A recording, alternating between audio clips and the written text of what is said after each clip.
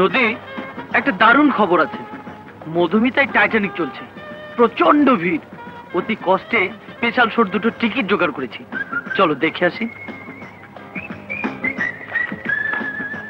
এই বুঝি তোমার দারুণ খবর? আমি ভেবেছিলাম অন্য কিছু। একটা কাজ করো, টিকিট দুটো ব্ল্যাকে বিক্রি করে দাও, 2 পয়সা কামাই হবে। ইয়ার কি করো না তো, যাবে কিনা বলো। জন, তুমি কি করে ভাবলে আমি তোমার সাথে সিনেমায় যাব? তুমি বরং অন্য কাউকে জুটিয়ে নাও। আমি কি করব না করব তা তোমাকে বলে দিতে হবে না। তবে নদী, এত দেমাগ ভালো না। তুমি যদি খামাখা রাগ করো তাহলে আমার করার কিছু নেই। বাই। সুখবর আছে নদী, আজ গুলশানে একটা নতুন চাইনিজ রেস্টুরেন্ট ওপেনিং হচ্ছে, চলো খেয়ে আসি। আমার না পেটটা ভালো নেই। এই কথা, দাঁড়াও ব্যবস্থা করছি।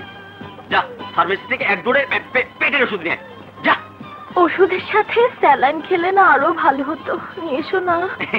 তুমি দাঁড়াও, আমি এক্ষুনি আনছি, যেও না কিন্তু। আচ্ছা।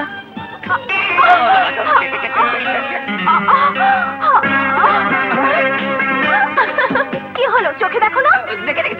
দেখি ওই আমার মাথা ঠিক নেই, নদীর পেট খারাপ করেছে তো, তাই ওর জন্য স্যালাইন আনতে যাচ্ছি। তুমি ওকে একটু দেখে রেখো।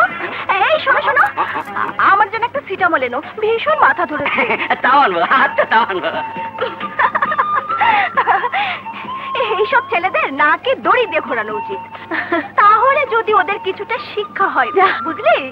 আর বলিস না, এ বলে সিনেমা দেখো, ও বলে চাইনিজে চলো, যত সব হ্যাংলামি। ছেলেদের গায়ে পড়া ভাব আমারও একদম ভালো লাগে না। চল, স্যালাইন আর সিটামল আসার আগেই এখান থেকে কেটে পড়ি, চল।